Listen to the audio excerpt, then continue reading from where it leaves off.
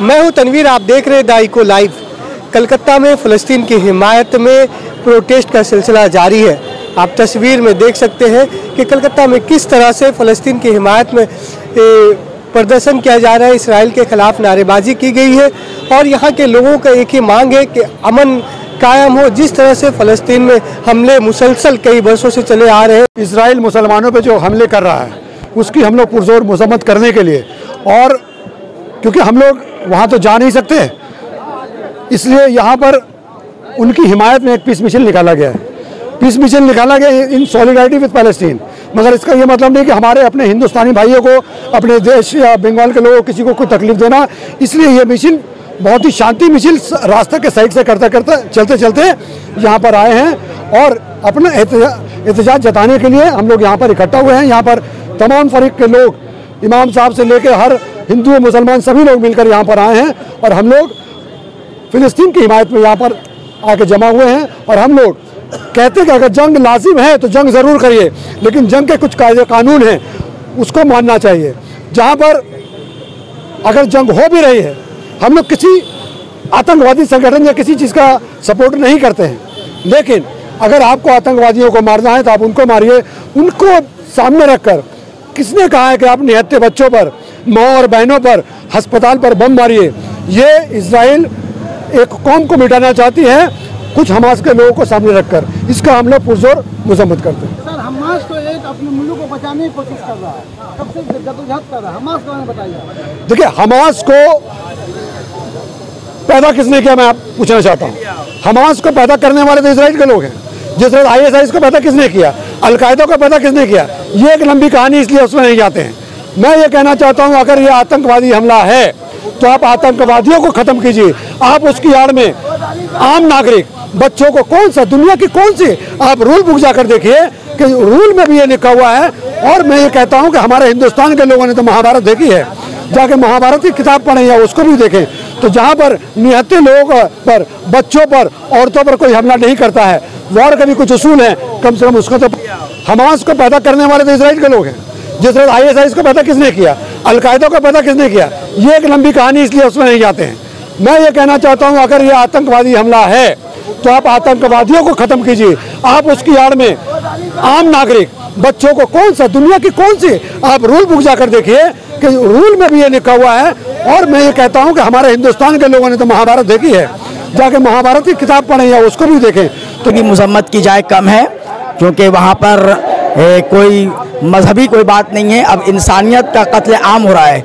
एक मुकम्मल साजिश के तहत वहाँ पर मजलूम लोगों पर जुल्म सितम के पहाड़ तोड़े जा रहे हैं। और ये खामोशी जो है तमाम दुनिया के तमाम इस्लामी ममालिक की खामोशी को अब तोड़ देना चाहिए कि अभी उनको और कितने कत्ल गारतगरी के बाद वो अपनी ज़ुबान खोलेंगे, और कितनी लाशों के बाद उनकी ज़ुबान खुलेगी, उनकी आंखें खुलेंगी, उनकी गैरत जागेगी। वो कब मैदान अमल में उतरेंगे। वो हज़ार लोग मारे गए और ख़ास तौर पे हज़ारों बच्चे मारे गए। मासूम बच्चों का उनकी क्या खता थी। बहुत अफसोसनाक बात है कि तमाम मुस्लिम ममालिक जो हैं खामोश हैं, तमाशाई बने हुए हैं। अब वो ये समझ रहे हैं कि उनकी बारी नहीं आएगी। आज जो मुसीबत गाज़ा वालों पर है, ये मुसीबतों का सामना उन्हें भी करना पड़ेगा। अगर वो अपनी खामोशी नहीं तोड़ेंगे, इनकी हिमायत में नहीं उतरेंगे। फ़कत चंद इस्लामी ममालिक अपनी ज़ुबान उन्होंने खोली है। अगर तमाम इस्लामी ममालिक तकरीबन 58 इस्लामी ममालिक अगर सब मिलकर आवाज़ सिर्फ बुलंद कर दें कि यह गलत हो रहा है और इसके ख़िलाफ़ हम सब मिलकर, हम नहीं इस और दायरा इसको बर्दाश्त नहीं कर सकते। अगर सिर्फ वो इस बात की मत कर दें क्या जो हो रहा है बहुत गलत हो रहा है, और अब हम भी उसके जवाब देने के लिए तैयार हैं। सिर्फ ये बात अगर वहां तक पहुंच जाएगी तो ये पीछे हट जाएंगे। लेकिन अफसोस इसी बात का है कि इन्हें पता नहीं किन चीज़ों ने रोक रखा है, कौन सा डर इनको रोक रखा है। ये तमाम के तमाम लोग अपनी खामोशी कब तोड़ेंगे और कितनी लाशों के बाद ये लोग अपनी खामोशी तोड़ेंगे, इस बात को लेकर बहुत हम लोग परेशान हैं। और हम लोग ये चाहते हैं कि वो जल्द से जल्द तमाम लोग मुत्तहिद होकर उन्हें जवाब दें। उनके इस ट्वीट पे गाना याद, एक शेर याद आ रहा है कि बड़ी देर कर दी मेहरबा आते आते। अभी उन्होंने जब ट्वीट किया था, उनके ट्वीट से पहले काफ़ी लोगों ने शोक जताई थी।